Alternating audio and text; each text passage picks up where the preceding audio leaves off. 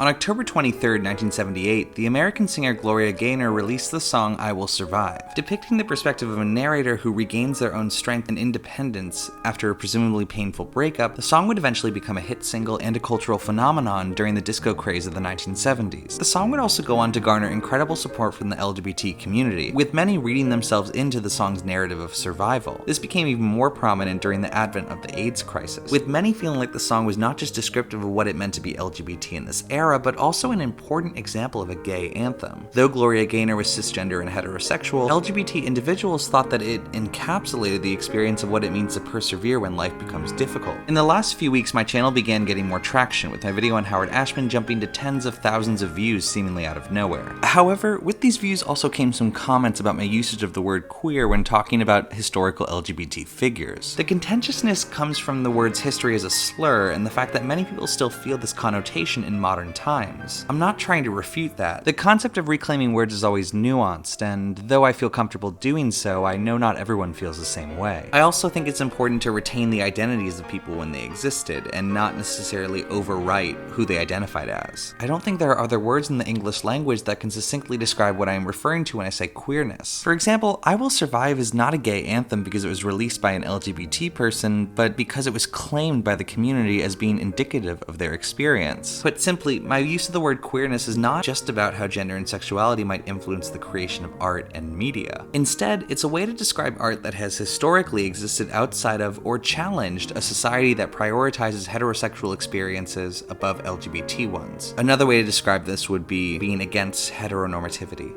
Though I think the goal of activism is ultimately to make it possible for LGBT individuals to tell their own stories, history is more nuanced than that, and this notion of queerness runs pretty deep. As I've touched upon in previous videos, the idea of queer coding is about incorporating elements or stereotypes of queer experience into characters or music. But what about those moments where the queer community claims a narrative for their own, empathizing with it on a personal level? What does it mean to see something, to feel something that wasn't intended to be there in the first place? In this video, I want to focus on a specific Disney song that has gained notoriety in the queer community for its depictions of gender, expression, and what it means to be trans. Let's talk about Reflection from Mulan.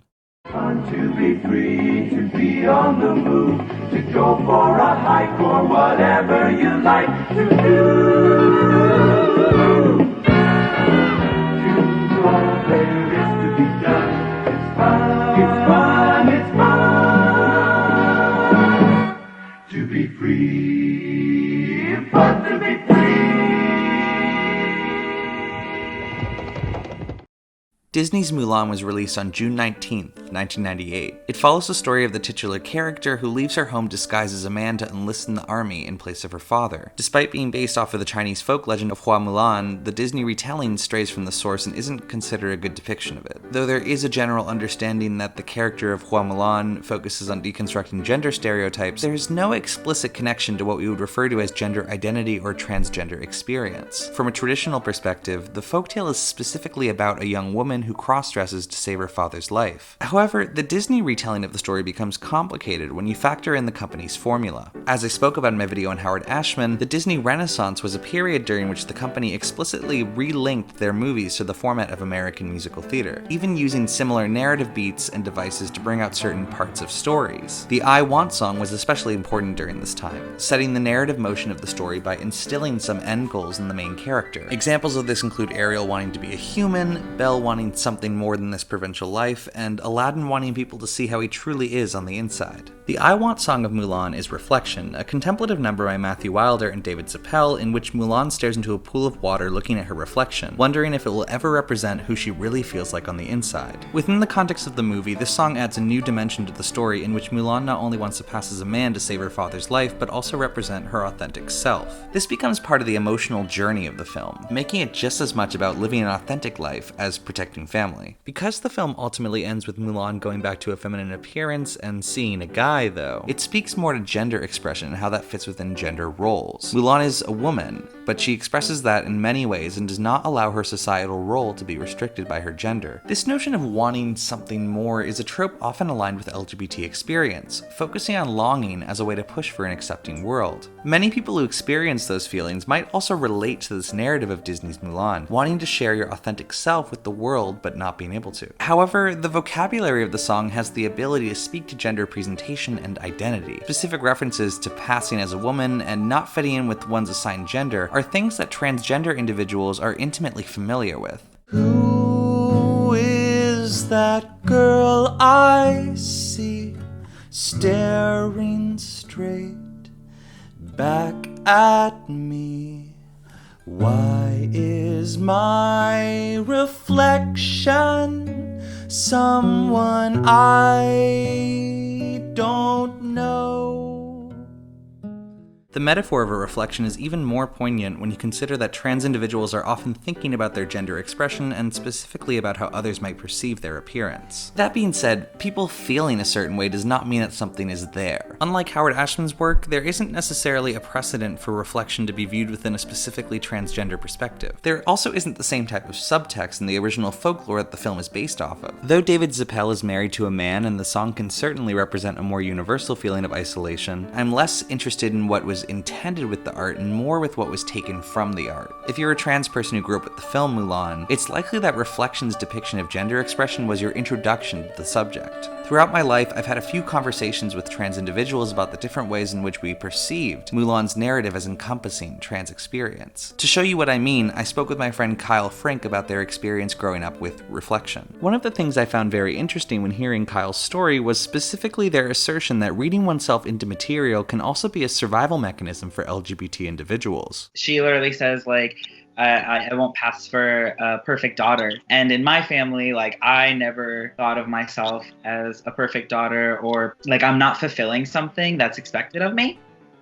She says, who's the girl I see staring straight back at me? That makes me think about the way that trans people and people much earlier on in their age and their lives are very much confronted with themselves and what it means to be a person, and to question their own identity and saying, this is what I see, this is what other people see, this is how I feel, and being like, how do I take who I am and put that on the outside so that I can feel and be seen the way that I see myself on the inside? When you're trans and you are facing yourself, a lot of the times you don't have family at your back, or you don't have many friends or people who can support you, who can guide you along this self-analysis. You're kind of doing it on your own. I think that, like, people reading into stories with the queer lens is almost like a matter of survival when we don't have so many things made by and for us that are projected to like larger populations where we have easier access to it. For many, one of the most complicated aspects of growing up as an LGBT person is having to interact and exist within a culture that does not explicitly welcome you. This is why so many LGBT individuals will instead try and create that culture for themselves, finding chosen families and environments that are truly welcoming and accepting. The path to finding oneself is not the same for everyone. There are too many factors surrounding one's ability to engage with media or express certain things with security to assume that everyone will go about it the same way. However, I think one of the most beautiful things about LGBT history is the many different ways in which queerness has permeated culture throughout history. Though there is still a lot of work to be done in making sure that LGBT people are able to tell their own stories, I think there's a lot of power in being able to see yourself in the world around you and know who you are regardless of what others might think. Whether you're listening to I Will Survive or Reflection, the feeling of perseverance remains. As we continue to make the world a better and safer place for LGBT people to live in, it's comforting to remember how far we've come.